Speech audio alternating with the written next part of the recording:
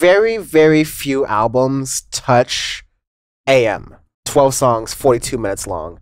That was previewed with the lead single "Do I Want to Know," which I don't see many songs on Spotify that have well over 1 billion streams. Well, like very comfortably, like 1.5 billion almost.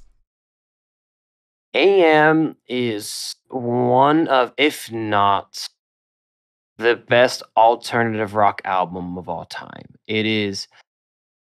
I mean, we had it really high up in our 50 of the 10s records. Become a Syndicate 23 member to see that list. Do you want to know where we put that? Where did we put that? I put Tranquility Base higher. I'll put it like this. Well, I don't want to spoil it that much, but it did not make the top 10. Yeah, I know it wasn't top 10. But it made the top. Yeah, it did not make the top 10. But it was one of the best songs. It's not it's not top 10, but it's up that list. I remember. I love that I kept a spreadsheet for this. We kept a best song off of the album that we decided off of, and I remember we debated all of these out because we had to decide on one best song from each album. And I think we would have picked a song that. No, I think a lot of people would have picked this, but very many people wouldn't have picked this song. But we'll go through these and we'll do it. But yeah, Do I Want to Know is like, I'll put it like this. There was one review of AM that was like, men, put away your GQ, put away your like Maximum, whatever, get Alex Turner and get this record. This is one of the sexiest alternative rock records ever made. Yep. Not gonna get into that more, but like, yes, absolutely. Right after Do I Want to Know, you have the song that blew up in the US the most, I feel, which is Are You Mine? Because Are You Mine was also a single that came out before, and that was a song that everybody started talking about Arctic Monkeys, like in high school and around and everything. That's what, because I in the United States of God. Exactly. You had talked to me a long time ago, like in junior high, about them, and I said, it's whatever. And so, like, I remember until about maybe 2 years before Are You Mine came out, I'm like, oh, I'm starting to get into them. And I remember talking to you about this, and I'm like, oh, I'm starting to really like them and whatnot. It's like, I really like Hellcat, Spangled Cha-La-La-La, and a couple other things. I'm like, let's kind of see what happens with them. And then they release Are You Mine and Do I Want to Know? And I go, what the fuck, dude? This is unbelievable. Where the hell do they pull this out of their ass? Bazookas left and right. Like, just like... It is... Like, growing up and everything, being a teenager in this era, like, that is my teenagehood, is AM. AM is... It is, yeah. It's just unbelievable. Like, Are You Mine blew up. It is incredible of a song. Definitely, I think of... Go ahead. Also, they have this theme that they have throughout AM where they have this little, like, tiny little vocal thing and whatnot where it's like, Are You Mine? Like, they had this thing that you heard, like, you have it in Fireside, I Want It All, #1 party anthem, and you have that little thing that is a theme throughout it. And again, it shows to me, like, their construction of a record is like unparalleled. Like, they really thought it out through AM. And all the lead up between Humbug, Suck It, and See was that awkward teenage puberty transition to where they wanted to be. They wanted to be AM. They wanted to be Arctic Monkeys, and AM is Arctic Monkeys. Yeah, it's a new, like, it's a complete reinvention of their sound, entirely for the better. Gone is like the grungy, punky nature. Now they're going deep into soul and blues and funk, but the rock is still there. But they still have, like, even hip-hop influences. I think adding Josh Homme from Queens of the Stone Age onto this, and he did backing vocals for song 3, One for the Road. Which did One for the Road? Shit. And that was... And Nisox, which one of the Arctic Monkeys members, I'm forgetting his name right now, which one did it, but he said Nisox is like the pinnacle of the album, which I would agree with. But more on that in a moment. #4 was what you and I agreed was our favorite song, Arabella. Arabella? Yeah. Arabella got our favorite spin suits. English, fucking love it. Absolutely love this track. It is... Alex Turner described it as having all of the features of what the Arctic Monkeys wanted to do with it, because it has the beginning part that's very blues and funk, the middle part that's very full of rock, and like the part through the middle of it that's like kind of rappy also. Yeah. It's very, very good. All of it like sounds contemporary with some of the best alternative from the late 2000s, and this was a record that it both pushed alternative music forward, but I can't really say there was much that came after it that was very similar. Like nothing It really literally compared. just it just cemented themselves as like, you can't fucking beat this record. Yeah, Basically, just they did the Radiohead. yeah. They did a Kid A. But they did it in a way that was incredibly like Radiohead's a little bit, like heady, so to speak.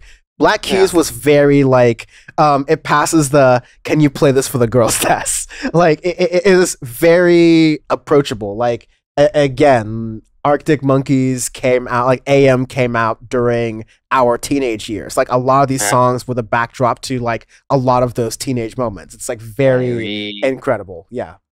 You have "I Want It All."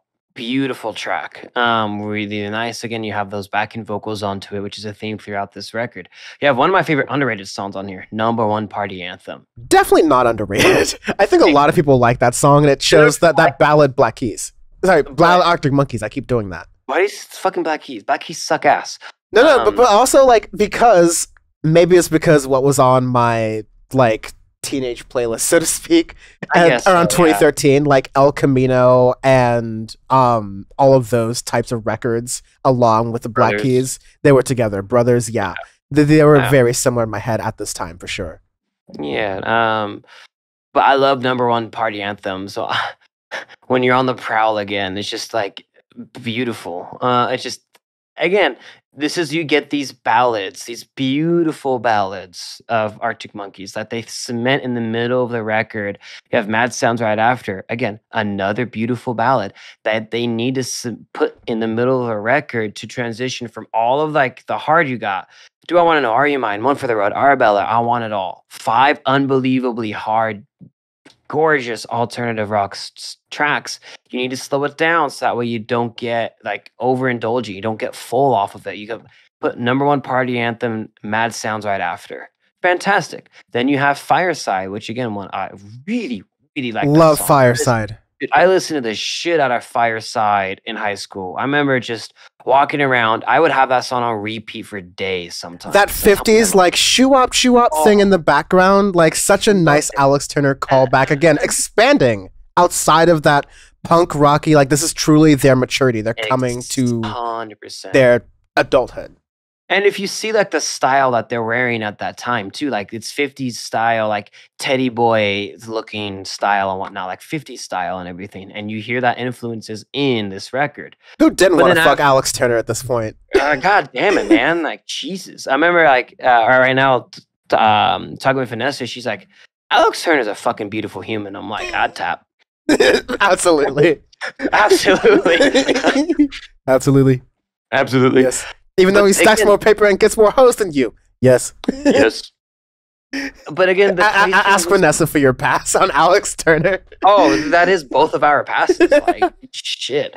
The thing with this record, though, like in the middle of that, like that number one party anthem, "Mad Sounds," Fireside, it's a perfect little point in the record for the transition. Then you get right after, you have "Why'd You Only Call Me When You're High." Amazing. Like you get that little rappiness and stuff, that swagger that Alex Turner has. It's just incredible. Alex Turner might as well just made the lyrics, "We know you're all going to fuck to this song, you're welcome." Exactly, right? And then they have "Snap Out of It," which is a really good like pick me up after it. And then you have "Knee Socks," which is to me like the top of the record. It's just like, yeah, it's the crescendo point. It is my personal favorite song on the album, and it's the part where, especially in the middle, like the begin "The Mean Streets, You Could Be My Baby," you get that Josh Homme from Queens of the Stone Age backdrop. It's one of the most like beautiful parts of the record. It's one of the most like beautiful Arctic Monkeys moments. Like Yeah, I think it's probably my favorite Arctic Monkeys moment too. Like it's just a really emotional part of the song, really. And then it ends with "I Wanna Be Yours," and the lyricism and creativity of "I Wanna Be Yours" is great. "I wanna be your vacuum cleaner, breathing in your dust." Like, "If you like your coffee hot, let me be your coffee pot." Just the way it's like these funny little iterations and stuff, but in this beautiful love ballad that you're just like trying to seduce your person and all of that. It's funny because like you can tell he's still quirky and weird and he's staying true to himself, but he's also being comfortable in your own shoes. They are comfortable at this point of we are Arctic Monkeys. We are who we are. Alex Turner knows who he is, but it's fun to see that from them and everything. Like it's not getting to their head. They're still themselves, but they like to push that boundaries and everything. And you get that with the ending track. Overall, AM is a giant commercial success. It blows everything out of the fucking water that year. At They this win point, this. at this point in Everyone, America, around the world, they have that stadium success level that a lot of bands achieved a little bit earlier in their time, but still like this really made them like an international like star-studded success. huge, exactly. And again, You know it, I know it, everybody knows it. yeah, seriously. And it's just one of the best alt rock, if not the best alt rock album ever made. It's incredible. And I mean, like yeah, now that we have done 50 of the 10s, we have a couple here and there alt rock records that we have said indisputably are better, including the next Arctic Monkeys record. But no, we're not fucking finished yet. But saddle up, Bucko. You're not ready for me to talk about Star Trek for about 48 minutes. lube up and get the bucket. Part 2, Star Treatment. He goes in this. Part 1, the entire Arctic Monkeys discography. Part 2, Star Treatment. Part 2, Star Treatment. Part 2, Part 1, Star Treatment. Part 4, Part 3, Profit. Yeah, I mean, we don't even honestly have to go into how much they blew up with AM. Like, it's literally speaks. The rest is history. Literally, the rest is history.